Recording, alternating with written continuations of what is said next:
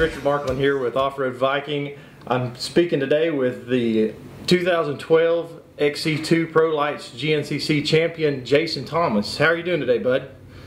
Oh, not too bad. Just another day in paradise. Out there working on bikes. That's awesome. Been getting any riding in, or are you taking some time off? No, I'm gonna take some time off. I have to get my bikes back, so just getting them ready to give back, and then take some time off, kind of recharge the batteries a little bit. Sounds good. How's it feeling to be the XC2 champ right now?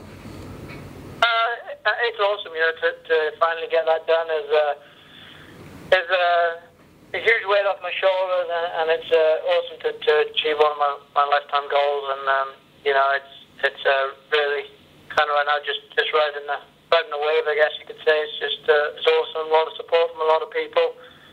Some negative things from some people, but for the most part, you know, it's an awesome experience, and something that I'm super pumped on. That's great, man. You know, we got a chance to interview your dad there at Loretta's, and he seemed really pumped to be there to see you win the A-Works championship and also the GNCC championship. What did it mean to you to have him there for those two championships? It was awesome to get him over to witness that. I mean, it's awesome to get him over at any time, but to be able to you know, actually win two championships, and one of them that we've been chasing together for a long time, and something that we said, you know, was kind of a lifetime ambition, was to win the GNCC championship. To have him there and witness that was pretty incredible, and unfortunately he was able to come over. You know, he doesn't get to come over too much with the cost of the flights and everything, so to have him there for that was really cool. That's awesome, man. So, you know, now that you have reached that goal of winning the XC2 championship, what's next on the list for goals?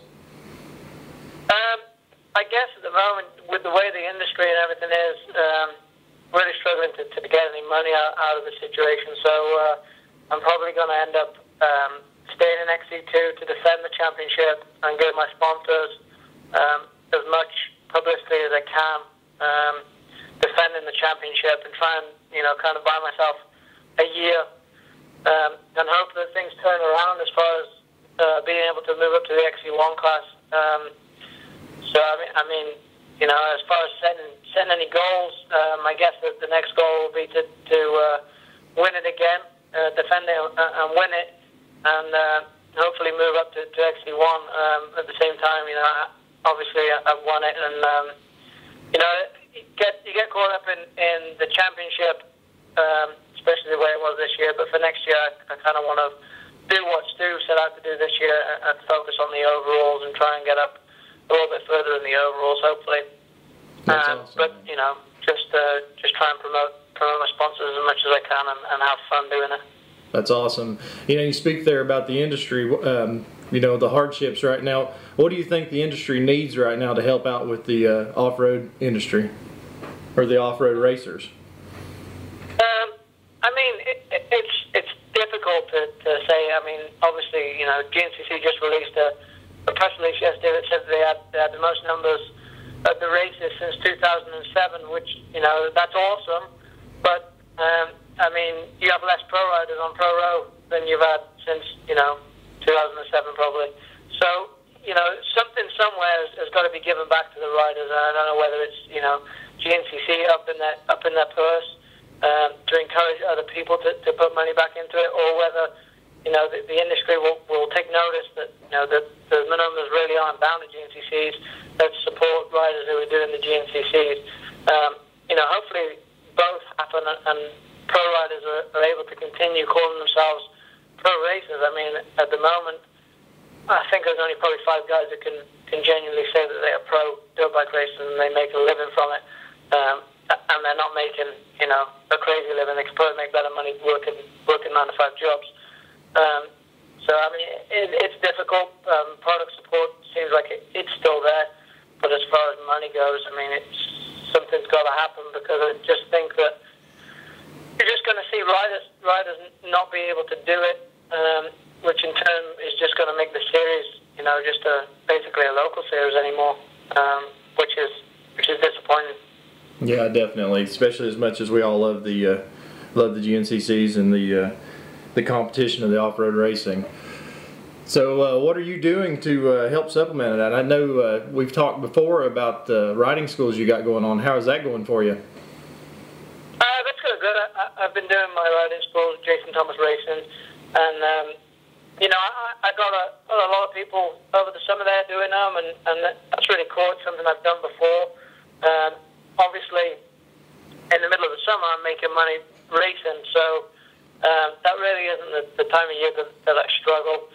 It's kind of the end of the season and the beginning half of the season to get going again for the upcoming season. So right around now, there's really a hard time for money, especially in my situation where I didn't make any bonuses to win the championship. Really makes it a lot worse. But there's other things you can do. I mean, I'm trying to do a little bit of buying and selling and wheeling and dealing kind of thing, and it's you got to do what you got to do if you want to make it in the industry, and just kind of keep the dream alive and pray that someone comes along and puts some money into it before it's too late. So I mean, just at the moment, just doing like I said, I'm working on bikes and trying to sell some stuff on eBay and just do what I can to get by. Oh yeah, I understand. Earlier you talked about all the support you got, the positive support. Why don't you tell us who'd you like to thank for that and what they've done for you? Obviously, leaving far in the beginning of the year was huge for the sponsors to step up at that point after they were already committed to their teams and their riders. So a couple of the companies that really stepped up and showed their support were Fly Racing. Couldn't have done it without them, and hopefully I'm going to have them on board again next year. Maxis, they stepped up and helped me out with tires when I know the product was hard to come by, so they stepped up, and I have signed a contract with them for next year already. Awesome. KR4 really stepped up, and without the support of them, I wouldn't have been able to get to the races or go racing. Funmar Cycle Center stepped up with a bike, a couple of bikes actually. So, there's a couple of the guys that really I could not have done it without. There's smaller guys that were there, that were kind of personal sponsors that I had. And, I've got some sponsors locked down for next year, Super Sprox, Garnet Boots, X-Brand Goggles, Rockwell Time, a couple of the companies that I've been with for a while. So it's nice to carry on the relationship with them, and I know that they're not really huge companies and that they're not really able to put in the financial support that I need. So hopefully other companies will see that I'm getting support on that side of things, and they'll step up financially. Yeah, man, that's awesome. It's good to know that you've got good relationships with those people. It's good to know that you're still going to be here. You mentioned there the split with FAR. What were your thoughts after that happened? Did you think that your season was over? I mean, what was going through your head at that time? Pretty much leading up to the split with FAR, I was really in a bad place. I've been put in a bad place. I was really completely exhausted. Physically, mentally, I was just run into the ground. And after leaving them guys, there really wasn't anything going on. There was no negative vibes coming from that side of things. I mean, there was the one thing, the first weekend back, when everyone thought that I'd gone home to England, which was never true. I was almost forced to go back to England, but I didn't actually go. But I mean, as far as leaving them after that, I think I got myself back together. I had a couple of bad races there, but then started to figure out, what I really needed to do, what I didn't need to do, and kind of just focused on myself and running the team and doing it for me and doing it for the right reasons. And obviously it paid off for the championship at the end there. Oh yeah, man, that's great. That's good. Your dad mentioned the fact that you are now a U.S. citizen. How does that feel to know that you're here and you don't have to worry about any of that jive that went on earlier this year? I mean, that's a huge weight off my shoulders as well. It was always a struggle with the visa thing. It's kind of I don't know. I guess that's something that the U.S. government has to enforce. But it seemed like I had to jump through so many hoops to get into America to basically as a taxpayer, I've always paid my taxes in America, so it was kind of kind of difficult to actually now be a citizen. It's cool, and obviously, like you said, it takes all the pressure away. I don't have to worry about getting visas and all that stuff anymore. So, it's a huge relief to get that done, and I'm super pumped to be a resident. That's awesome. So, are you keeping a dual citizenship? No, I'll keep a dual citizenship. I think I have to go back to England once every 10 years or something to keep that. So, I'll keep my dual citizenship, and hopefully at some point I'll have enough money to be able to go home to England to maintain that. So, I'm going to keep both for now. That's cool, man. That's awesome. So I guess there's no plans on heading back home here the next little bit while you've got a break. No, I mean we planned on going back for Christmas, but I figured there was more contingency than actually got. I thought there was a championship bonus from KTM in the posted contingency, but it turns out there wasn't. So I was kind of banking on that to be able to go back. I didn't get it, so now I'm just going to skip going to England and just have a quiet Christmas here, and just try and focus on getting back at it and figuring out when I'm going to go down south and start riding again. That's cool. That's real cool. Hey, I've about run out of all my questions. Is there anything else you're wanting to talk about? Yeah, just a couple of things back on the split with Far and stuff. It just seemed like I was given a bad rap for that, and I worked hard to get my reputation and to get that championship, and sacrificed my family and my friends and leaving my home country to come to America to chase that dream. Got a lot of bad vibes on the internet and stuff, and still I'm kind of being disrespected a little bit by that team, especially by the mechanic at the moment, it seems, and really, just I don't want to badmouth anybody, but I want to have my say on it. I didn't leave. I wasn't forced out of that team. That team was always, I always gave the best results to that team that I could, and they always seemed to respect that when I was there. It's funny that now it's kind of turned, and they're badmouthing me, and there's comments on there. There's stuff like, doesn't matter how many championships you win, you'll always be a loser. Doesn't matter how many races you win, you'll always be a loser.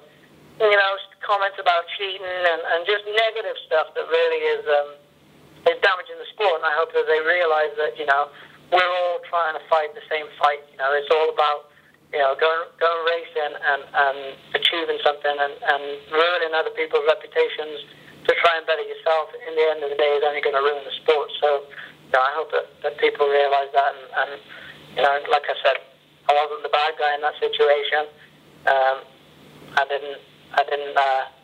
I wasn't forced out of it. I left that situation because it was a bad situation, and I don't want to be put down for it. So I hope people can respect that and respect the fact that, like I said, I've sacrificed a lot to be where I am. I earned the championship. It's a 13-round championship series for a reason. You have to be consistent over 13 rounds. Doesn't matter if you won 5 races or what you did. It was 13 rounds. I was the most consistent, and I ended up being the champion, and people need to respect that. And I would appreciate it if I was given a little bit of respect. Or even not given the respect, but just not disrespected. I'm not looking for people to blow me up into something that I'm not. I'm not a selfish, big-headed person. I just don't want to be disrespected on the internet. That's understandable. So the plan for next year, what are we talking about? Being with KR4 again this year or next year, or moving on to another team, or we out hunting? What are we doing? Well, next year at the moment, we're going to be with KR4 is going to be the title sponsor of it. Maybe change the name of the team to Jason Thomas Racing Offroad. A couple of other big sponsors like Maxis that are on board already. So just pretty much going to do the same as we did this year. I'll kind of run all my own stuff, work on my own bikes, manage all my own sponsorship deals. Like I said before, it's important to me to have personal relationships with my sponsors, and I think that more riders more riders are doing that. That they're going out and they're talking to the guys themselves, and they're more than capable of doing that, just the same as I am. And it's probably going to work out better in the long run. I kind of enjoy that side of things, having a personal relationship with some of the guys, and I'm looking to do that again next year. And like I said, hopefully defend it. I'm not sure what bike I'm going to be on yet. I'm on support for that stuff. Yeah. Hopefully that comes through, and I can go out and win some races and hopefully win the championship again. Some of the guys are starting to sponsor younger riders. Or is that something you might be looking into to help build our sport up, to bring to the next generation into our sport?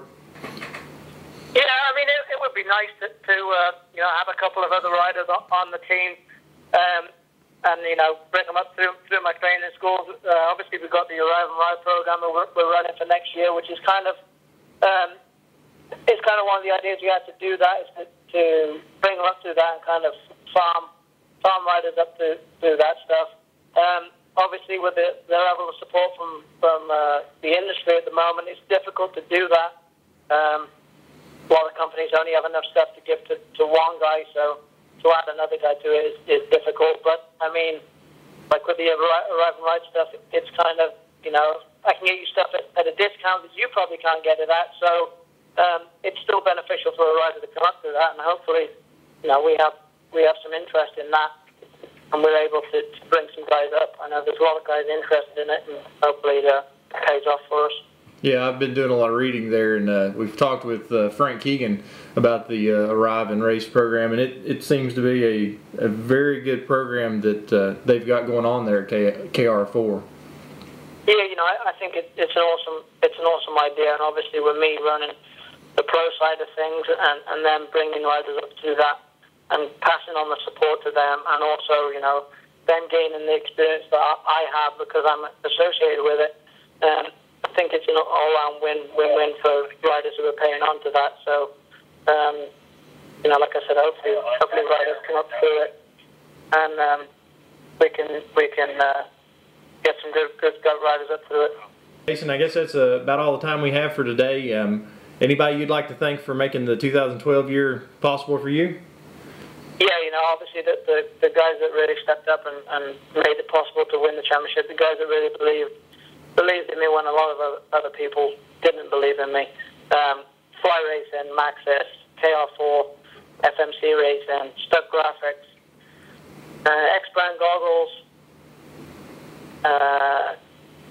Flex Handlebars, just all the guys that were there to help me out and really made my dream come true. And I'm happy that I was able to deliver a championship to them after them believing in me and really going out on a limb and giving me product when I know there wasn't much product out there. So huge thanks to all them guys, and obviously you guys for being out there and doing the media stuff. It's a huge benefit to all the riders out there. I mean, I'm sure a lot of guys take that stuff for granted, but you've only got to look at the coverage. For me in England, the coverage that they have over there is nowhere near as good as what you guys are doing, and you guys do an awesome job, and you're really helping to promote the riders. And obviously, I hope sponsors see that and they pick us up and see the benefits in it, and that they get able to transfer it to the riders and you guys the same. So thank you. Thank you, Jason. We appreciate the time you've given us today. And you guys and gals, thanks for tuning in to offroadviking.com for this podcast. Hope you all have a great day.